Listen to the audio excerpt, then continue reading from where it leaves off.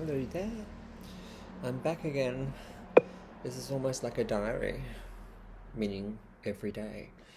Um, Today I had a replacement class because I had to miss my usual class due to being out in Parramatta doing that training.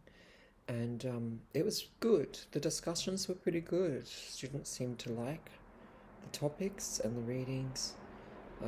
It was a bit later in the afternoon. I don't usually teach on Wednesdays, so I felt tired and came home. I still haven't made a move on the United States trip, but we got accepted in another conference in Puerto Rico, and that's going to happen end of November. So, depending on how I can finance that, I'm definitely going to go in November, perhaps as well. And this particular topic I feel very dedicated to. Just to give you a bit of a brief on that. So the conference is called Late Stage American Empire. It's held by the American Studies Association, and we have a panel for this Late Stage American Empire annual meeting of the American Studies Association conference called Economies of Trans Life, Speculative Finance, Labour and Trans Futures in Desperate Times. So I have a contribution called Trans Justice in Troubled Times, Troubling the Economies of Trans Justice, Centering Sister Girl, Brother Boy Realities and Critique in Australia. And I do have some sister girl friends who are active and have some very interesting perspectives, including on trans justice from an Indigenous lens. So I'm going to be making some kind of contribution in this setting. Initially, I was invited to be part of this panel by Sarah Whitley, who had read my work and found it really appealing. And so, it's just really cool to be able to join a panel with a bunch of other trans and non-binary, gender diverse people of colour. It's such a privilege, and I feel very moved by, even initially having that contact and being reached out to, because this provides ways to continue dialogues and offer perspectives and, interventions in the current times. So let's hope that all of that kind of eventuates. I'm also thinking that could piggyback a trip to Mexico. So stay tuned. It's still a while away. But needless to say, this requires the kind of spirit of dedication and collaboration. And I'm all up for it. I really am. It's such a privilege. And there's lots of work to do in many spaces and in many fashions.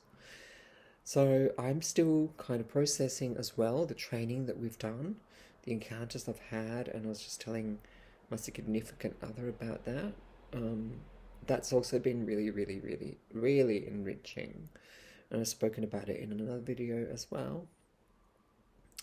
Today was a good day because I took it a bit slowly after having gone through those 2 days of really intense training. And I bumped into some colleagues who were just so lovely and said, "Can I give you a hug?" I'd actually come out very recently, and so they'd already written to me about this and expressed their admiration, their love and support, but they wanted to sort of do it in person, and so I got 3 hugs today.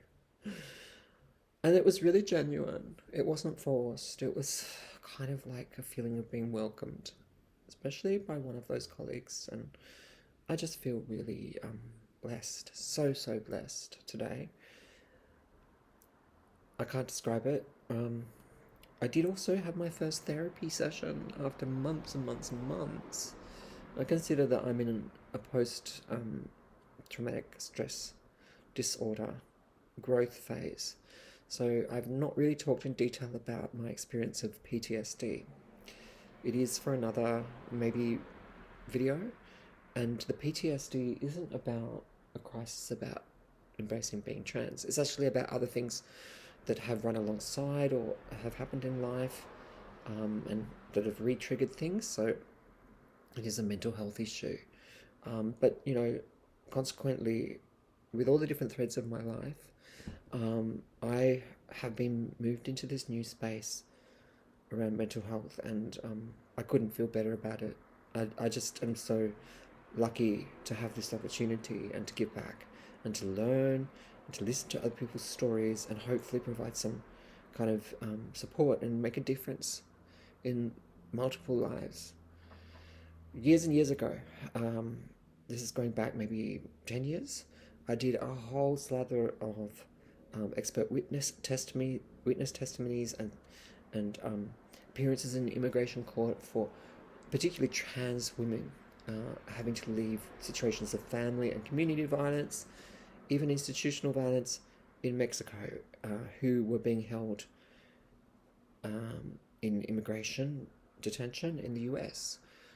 Applications for a stay of removal under the Relief of Torture from Torture Act, and also the possible outcome of being granted asylum. And maybe 15 cases over the years, the large majority got asylum, and the others had stay of removal. But in the process, I got to hear and read a lot of first-person accounts, and they really provide a lot of insight. So at some stage I might talk a little bit more about that. If you're interested, I mean, besides subscribing below, you could also say what interests you, what you'd like to hear about from my own, even professional engagements and experiences. As we move forward as well, what I'm hoping to engage and achieve. Not all of this is well plotted out or even well funded, but it's what gets me up in the morning. It's what helps me hold my head high and believe that we can actually change the world, as bleak as things are. Right? Luana Berkins, the travesti activist from Argentina, once said, "The love that they denied us is our impulse to change the world," and I couldn't agree more.